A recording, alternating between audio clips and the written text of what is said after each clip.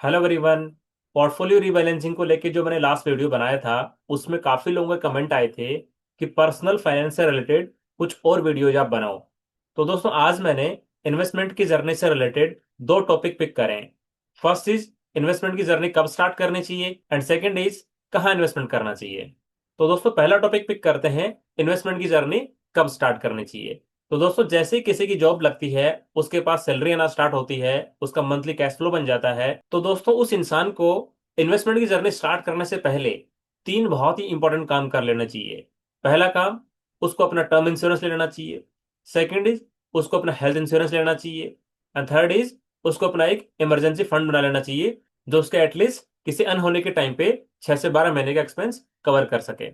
दोस्तों मैंने term insurance and health insurance को फर्स्ट प्रायोरिटी क्यों दी है? बिकॉज दोस्तों यदि आपका और आपकी फैमिली का हेल्थ इंश्योरेंस नहीं होगा, तो कोई ऐसी डिजीज हो गई जिस पे बहुत ज्यादा खर्चा आ रहा है, लगभग 10 15 20 लाख रुपए का, तो आप जॉब करते करते भी गरीब हो जाओगे। और दोस्तों टर्म इंश्योरेंस के पीछे लॉजिक ये है कि ठीक है आप जॉब कर रहे हो, बहुत अच्छी आपकी फैमिली चल रही है, बट बाय द वे कुछ हो गया, कुछ एक्सीडेंट में आपकी डेथ हो गई, तो आपका परिवार गरीब ना हो, उससे आपको टर्म इंश्योरेंस बचाता है। और तीसरा जो दोस्तों इमरजेंसी फंड वाला पार्ट है, वो इसलिए है कि बाय द वे कहीं आपकी जॉब चली गई, यदि आप कॉर्पोरेट जॉब में हो या प्राइवेट जॉब में हो, तो देर इज पॉसिबिलिटी आपकी जॉब जा सकती है। उस टाइम पे आपका इमरजेंसी फंड आपके काम आएगा। उस इमरजेंसी फंड से आपने नेक्स्ट 6 से 12 महीने तक की लाइफ गुजार सकते हो, तब तक आप कोई नई जॉब भी पकड़ सकते हो। और दोस्तों ये तीनों चीज कवर हो जाती है। उसके बाद यदि आपका कोई महीने का सरप्लस बच रहा है, कुछ अमाउंट बच रहा है, सेविंग हो रही है, उसको फिर आपको इन्वेस्टमेंट के रूप में कंसिडर करना चाहिए, मतलब उस अमाउंट को इन्वेस्टमेंट के रूप में डालना स्टार्ट करना चाहिए। अब दोस्तों नेक्स्ट पॉइंट आता है कि वो बंदा अपना इन्वेस्टमेंट तो स्टार्ट करना चाहता है, बट कहाँ इन्वेस्टमेंट करें। तो दोस्तों उसके लिए हमें एटलीस्ट वहां इन्वेस्टमेंट करना चाहिए जहां पे हम लोग एटलीस्ट हमारी जो इन्फ्लेशन है लगभग 4 से 6% की, उसको बीट कर पाए। मतलब हमने जो इन्वेस्टमेंट किया है उस पर एटलीस्ट 7% या उससे ज्यादा का रिटर्न आना चाहिए, जहां से हम लोग हमारे एटलीस्ट जो हमारी महंगाई दर है उसको बीट कर सकें। अब दोस्तों सब लोगों की अलग अलग रिस्क प्रोफाइल होती है। रिस्क प्रोफाइल के अकॉर्डिंग वो अपना इन्वेस्टमेंट का क्राइटेरिया सेट कर सकते हैं। जिन लोगों को बिल्कुल भी रिस्क नहीं लेना, बहुत ही कंजर्वेटिवली चलना है, वो लोग एफडी के अंदर इन्वेस्टमेंट कर सकते हैं या फिर डेट म्यूचुअल फंड के अंदर इन्वेस्टमेंट कर सकते हैं, जहां पे उनको कंसिस्टेंटली अराउंड 6 से 7% के आसपास में रिटर्न मिल जाएगा। बट दोस्तों कुछ लोगों का होता है कि हम लोग मॉडरेट रिस्क इन्वेस्टर हैं, कि थोड़ा सा रिस्क ले सकते हैं बट ज्यादा रिस्क नहीं ले सकते। दोस्तों उनके लिए हाइब्रिड म्यूचुअल फंड्स होते हैं, जहां पे डायरेक्टली मतलब कुछ पैसा इक्विटी के अंदर इन्वेस्टमेंट किया जाता है, कुछ पैसा डेट के अंदर इन्वेस्टमेंट किया जाता है। उसमें आप गोल्ड भी कंसिडर कर सकते हो। दोस्तों यहाँ पे मैं रियल एस्टेट को अभी कंसिडर नहीं कर रहा, बिकॉज दोस्तों रियल एस्टेट को बाई करने के लिए बहुत भारी भरकम कैपिटल चाहिए। बट यदि किसी की मंथली सेविंग लेट से 20,000 रुपए की है, 15,000 रुपए की है, 25,000 रुपए की है, उसके लिए म्यूचुअल फंड एकदम बेस्ट तरीका होता है अपने सेविंग्स को इन्वेस्टमेंट में कन्वर्ट करने का। और दोस्तों जो मॉडरेट रिस्क इन्वेस्टर हैं, जो हाइब्रिड म्यूचुअल फंड में इन्वेस्टमेंट कर रहे हैं या फिर गोल्ड में इन्वेस्टमेंट कर रहे हैं, उनकी जो रिटर्न की एक्सपेक्टेशन होगी वो लगभग 9 10 11% के आसपास में होनी चाहिए। अब दोस्तों इन्वेस्टर्स की तीसरी कैटेगरी आती है हाई रिस्क टेकिंग इन्वेस्टर्स। मतलब वो अपने पैसे को जल्दी ग्रोथ कराना चाहते हैं, अपनी कैपिटल को जल्दी ग्रोथ कराना चाहते हैं, और उनका टारगेट होता है कि मेरे को मेरी कैपिटल पे एटलीस्ट 12% या उससे ज्यादा का रिटर्न तो मिलना ही चाहिए लॉन्गर होराइजन के अंदर। तो दोस्तों उनके लिए इक्विटी एसेट क्लास सबसे बेस्ट ऑप्शन होता है। तो दोस्तों इक्विटी एसेट क्लास में इन्वेस्टमेंट करने के दो तरीके हैं।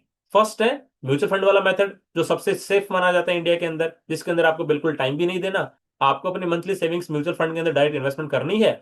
आपके मंथ ऑन मंथ एसआईपी करती चली जाएगी और आपका अमाउंट वहां पे इकट्ठा होता रहेगा, और वो जो आपका फंड मैनेजर है वो उस अमाउंट को इन्वेस्टमेंट करके आपको रिटर्न जनरेट करने की कोशिश करेगा। और दोस्तों आपको पता है कि म्यूचुअल फंड्स के अंदर लॉन्गर होराइजन के टाइम के अंदर लगभग 12 13 14% के आसपास में रिटर्न मिलने की पॉसिबिलिटी होती है। बट दोस्तों कोई ऐसा इन्वेस्टर है जो हाई रिस्क भी लेता है, बट उसको स्टॉक्स में डायरेक्टली इन्वेस्टमेंट करनी है। मतलब वो चाहता है कि मैं मेरे अमाउंट को डायरेक्टली स्टॉक्स के अंदर इन्वेस्टमेंट करूं और मैं एटलीस्ट यहाँ पे 20 22% का रिटर्न जनरेट करने की कोशिश करूं। तो दोस्तों उन इन्वेस्टर के लिए मैं ये कहना चाहता हूं कि यदि आपके पास में डेली 1 से 2 घंटे का टाइम है, मतलब ऑफिस से घर आने के बाद में आपके पास 1 2 घंटे का टाइम है, और आप डेली उन कंपनीज की रिसर्च कर सकते हो जो आपके पोर्टफोलियो में या तो एडेड है या फिर आप ऐड करना चाहते हो।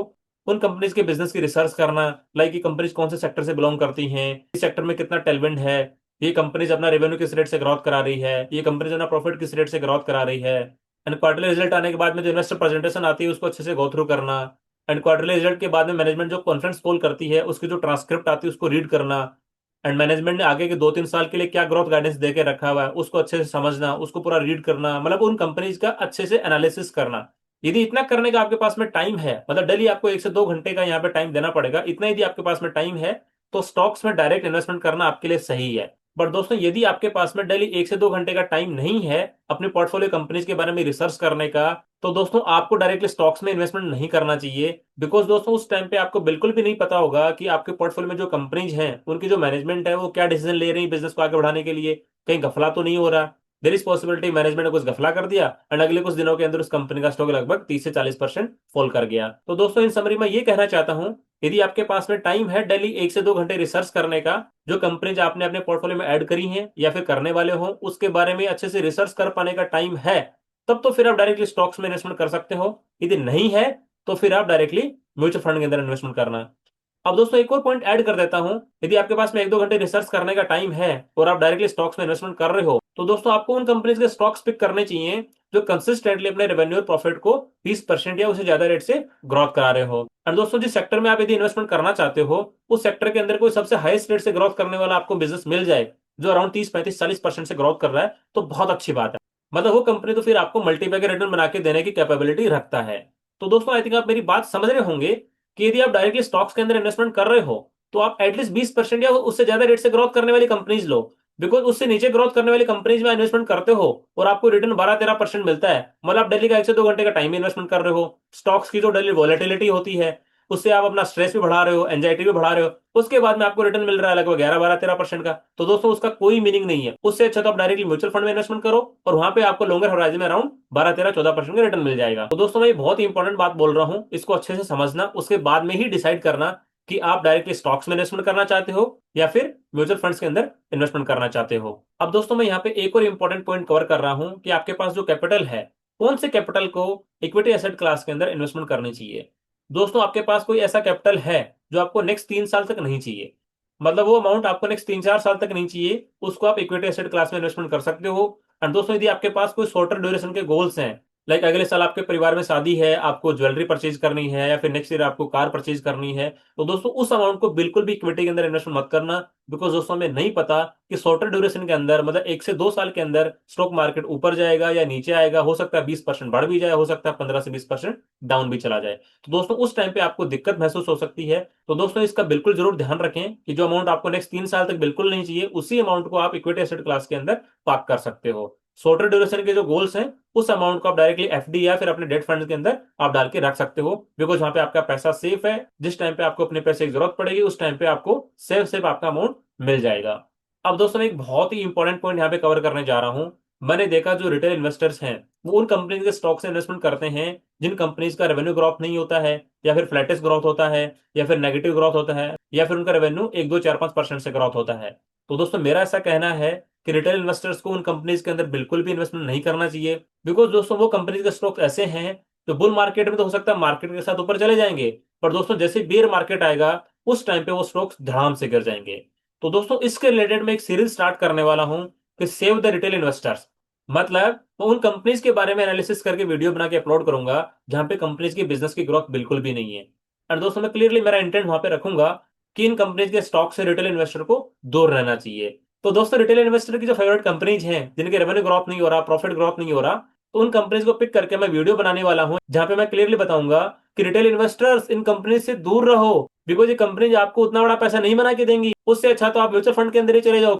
क्यों अपना स्ट्रेस बढ़ा रहे हो इन फ्लेटेस्ट टाइप की ग्रोथ करने वाली कंपनीज के अंदर या फिर नेगेटिव ग्रोथ करने वाली कंपनीज के अंदर, वहां पे आपका स्ट्रेस ही बढ़ने वाला है, पैसा नहीं बनने वाला है। आप मेरी बात समझ रहे हो ना।